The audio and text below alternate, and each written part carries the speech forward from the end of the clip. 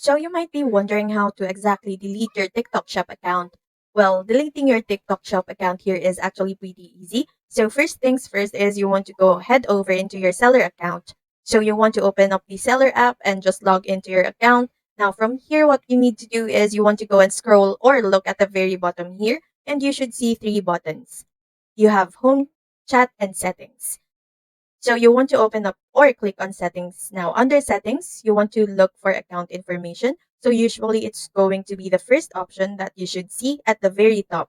Just press on it. Now from then on, you want to go ahead and look for the option here that says submit a deletion request. Now usually it's going to be at the very bottom of your screen. So just click on submit a deletion request. And in the following pages, you just need to complete all the information that require or that they required here and follow the on-screen steps in order for you to proceed on your account deletion. Now, once you've submitted your request here, usually you need to wait at least like 30 days in order for the account deletion to be completed. But typically speaking, that's how you delete your TikTok Shop account. And that's it for this video. I'll see you on the next one.